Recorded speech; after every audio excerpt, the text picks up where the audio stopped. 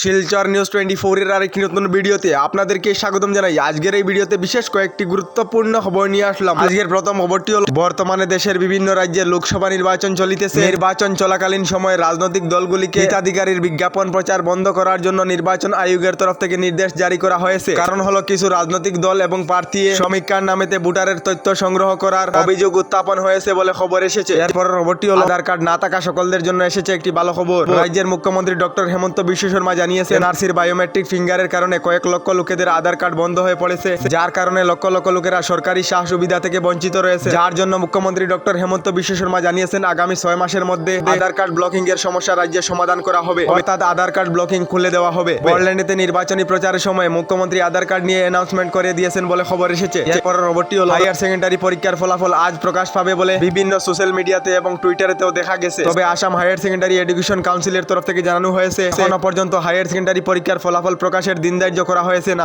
10 মের ভিতরে higher secondary পরীক্ষার ফলাফল প্রকাশ করা হবে বলে জানানো হয়েছে। এরপরের খবরটি হলো এই মে মাসেতে বিভিন্ন বস্তুর মূল্য বৃদ্ধি হয়েছে এবং কমেছে। খবর এসেছে এই মে মাসের মধ্যে ব্রয়লার মুরগির দাম প্রায় 100 টাকা বৃদ্ধি হয়েছে। বর্তমান সময়ে ব্রয়লার মুরগির প্রতি কেজি কত দিয়ে কিনছেন কমেন্ট একটি করে নিশ্চয় জানাবেন। কোভিড ভ্যাকসিন নিয়ে দেশ বিদেশে তোলপাড় দেখা দিয়েছে। এই সময়ে দেশ এবং বিদেশের বৈজ্ঞানিকেরা জানিয়েছেন গত 200 বছরের মধ্যে বিভিন্ন ভ্যাকসিনে দেশ বিদেশের কোটি কোটি লোকেদের প্রাণ রক্ষা করেছে। এরপরের খবরটি হলো 13 বছরের কম বয়সী ছেলেমেয়েদের হাতে স্মার্টফোন না দেওয়ার জন্য ফ্রান্সের বিশেষজ্ঞের তরফ থেকে জানানো হয়েছে। অর্থাৎ 13 বছরের কম বয়সী ছেলেমেয়েদের হাতে স্মার্টফোন না দেওয়াটাই ভালো। তার সঙ্গে 18 বছরের কম বয়সী ছেলেমেয়েদেরকে সোশ্যাল মিডিয়া থেকে দূরে রাখার জন্য জানানো হয়েছে। কারণ হলো ছোট ছেলেমেয়েরা স্মার্টফোন অথবা সোশ্যাল মিডিয়া ব্যবহার করার ফলে তাদের হেলথে এফেক্ট আসতে পারে বলে রিপোর্ট প্রকাশ করা হয়েছে। যার জন্য ছোট ছেলেমেয়েদেরকে স্মার্টফোন অথবা সোশ্যাল মিডিয়া থেকে দূরে রাখবেন। এরপরের খবরটি হলো 2000 টাকার নোট নিয়ে একটি রিপোর্ট এসেছে। আরবিআই এর তরফ থেকে 2000 টাকার নোট নিয়ে ডেটা জারি করা হয়েছে। এখন পর্যন্ত 97.96% 2000 টাকার নোট ব্যাংকিং সিস্টেমেতে জমা হয়েছে। এখনো পর্যন্ত জনসাধারণের কাছে 9761 কোটি টাকা রয়েছে,